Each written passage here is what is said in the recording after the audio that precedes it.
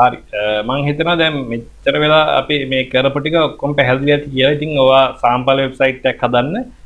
Sample website එකක් හදලා ඉගෙන ගන්න. ඒ අතරේ මං කියනවා ඔයාට දැනට බිස්නස් එකක් තියෙනවා නම් සාම්පල් වෙබ්සයිට් හදන්න ඕනේ නැහැ. හදුවත් කමක් නැහැ. ඔයාගේ කෙලින්ම බිස්නස් වෙබ්සයිට් එක හදන්න පටන් ගන්න.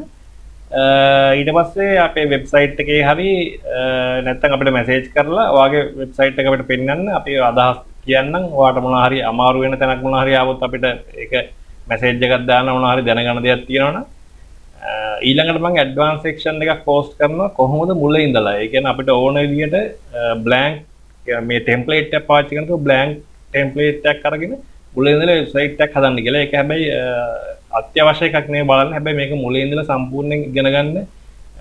ඔයාගේ වෙබ්සයිට් එකට වඩා අමතරව ඔයා මේකෙන් වෙබ්සයිට් හදලා ඒක බිස්නස් එකක් විදිහට කරන්න හරි ඒ වගේ බලාපොරොත්තුවක් තියෙනවනම් මේක හොඳටම ඉගෙන ගන්න. මේක සම්පූර්ණ ඉගෙන ගන්න බලාපොරොත්තුවක් තියෙනවා විතරක් ඒ සෙක්ෂන් එක බලන්න. නැත්තම් දැන් මේ ඔයා ඉගෙන ගත්ත ටික හොඳටම ඇති ඔයාට වෙබ්සයිට් එකක් හදාගන්න. ඊට පස්සේ අපි ෆයිනල් සෙක්ෂන් එකේදී හම්බෙමු. මේකට කොහොමද ඩොමේන් එකක් ලින්ක් කරන්න කියලා බලන්න.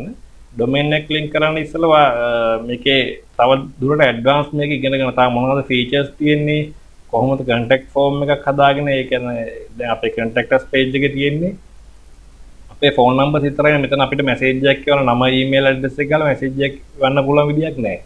ඉතින් අපි ඒකටත් විදියක් බලමු. ඒක ඇඩ්වාන්ස් සෙක්ෂන් එකේ දෙන කැමති අය විතරක් ඇඩ්වාන්ස් සෙක්ෂන් එක බලන්න. කොහොමද මුල ඉඳලා මේකෙන් වෙබ්සයිට් එකක් හදන්නේ සහ Google සයිට් වලින් අපිට කරන්න පුළුවන් අතිරේක දේවල් මොනවද කියලා දැනගන්න.